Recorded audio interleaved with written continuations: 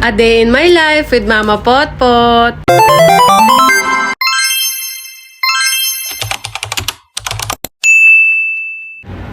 Nandito kami ngayon sa City Hardware, Taal. Malapit lang naman to sa amin para mamili ng material sa aming CR renovation.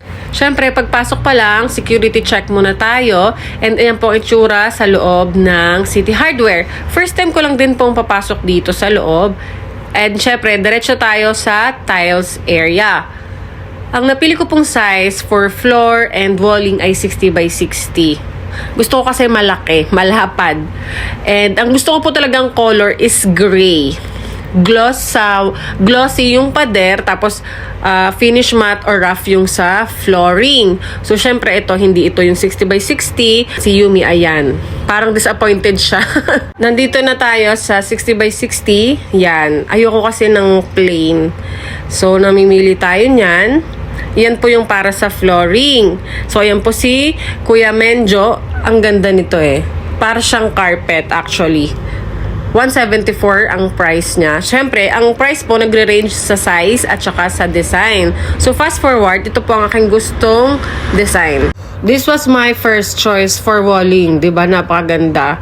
Kaso, unfortunately, nung i-check sa system, kulang ang stock. Hindi kasha. So, naghanap ulit tayo ng another design. Yun, namimili tayo ngayon ng ating tiles. Pero yung ating kasama, ako doon bahala. Pero pag nakabili na at nakapili, sasabihin, bakit yan ang napili ko? Diba? Napaka ewan. So yun, ito guys ang una ko napili. Unfortunately, dahil bestseller at fast moving, dalawa na lang ang stock. So ito ang next option ko. Ito ay glossy for wall. Tapos, may nakita ko doon maganda. Gray kasi ang gusto kong color. Hindi pa ako nakakalapit. Nakita ko na ang price, 406. Umatras na ako. Pero ang ganda. Yumi, ayaw magpababa. Unfortunately, yung mga nagugustuhan kong style ng tiles, wala. Puro ubos na or dalawa na lang stocks or 14. Say hi. Hi. Look. Inabot sa akin ni Yumi. It's yours daw. Unfortunately, siguro naka-apat na akong design. Puro kulang na ang stocks. Kailangan ko is 56. Pero hindi umabot. Dito pa lang sa wall tiles, nagtatagal na kami. Yumi, where are you going? Ito ang napiling tiles. Ito na, final na. Ito na ating magiging wall tiles. Glossy, 60 by 60. Since ganito kalapit yung sa wall natin na glossy, kasi syempre kasi sa floor, ang kailangan natin ay finish matte. Syempre, para kahit nabasa, hindi sobrang dulas. So, ito po ay 60 by 60, 151 pesos. So, chinecheck lang kung may stock. Sana meron. Para move on na tayo sa next item. Since kulang to, tsaka ito, 9 lang. 9 per each. So, magkakaiba tayo ng color sa palikuran at sa paliguan. Pero okay lang. Same design, pero hindi naman ganun kalayo ang color.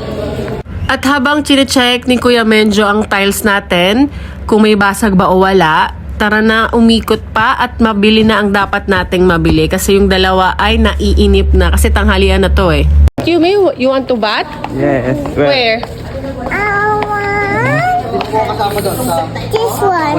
Oh no guys, dito daw gusto mag-bat ni Yumi. I see this one. Pakita mo presyo. Yeah? Yan guys, gusto mag-bat daw ni Yumi. Ito. Yan. So let's check the price. How much this? Oh my God guys, 68 i-round off to na, anak. Pag millionaire na si Papa, ha?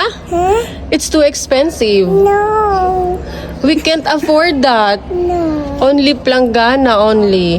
Yumi hard work Okay na. lang, planggana na lang muna. No. It's expensive, oh. Where's your money?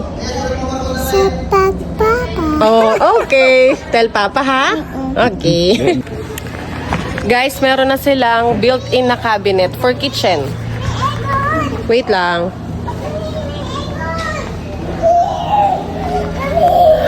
Si Yumi, tawag ng tawag sa aircon. Yan, ito ang built-in cabinet for kitchen. Maganto na lang kaya ako. Wow. Oh, big aircon. So big. Kaya pala gustong-gusto mo dito tumambay? May aircon? And my bathtub. May bathtub. So, ayan. Meron na tayo. Bidet. Sabitan ng towel, shower. Kami na lang ni Yumi ang natira kasi ang kanyang papa naiinip na. Na, hindi talaga pwedeng isama ang kanyang tatay sa mga ganito. And what? Show them. Antivirus patch. Kasi naman nga, gutom na. One na. Na. Si Yumi gutom na din, inaantok na. Pero at least si Yumi, hindi kasi na kaya pang magreklamo. Yung isa nagreklamo na. I'm so hot. You're so hot? I'm sour. Shower? Sige. Nauwi tayo sa itong design. Pag mamimili ka pala, huwag ka mag-expect na meron ganun talaga. Meron sa display, pero pag tinignan sa warehouse, merong di pala kompletong stock, basag. So, another pili tayo. Yan, nainip na yung dalawa kong kasama. Nakatulog na yung isa. Kaya no choice. Ito na lang, sana meron ng stock at walang basag na. Sa wakas, kompleto na ang tiles, walang basag. Hindi man ako ganun ka-happy kasi hindi na sunod yung color na gusto ko, pero no choice. Ayoko nang lumayo pa. Lalo na naiinip na kaming parehas, gutom na. Kaya kung ano na lang nandyan, yun na lang napili.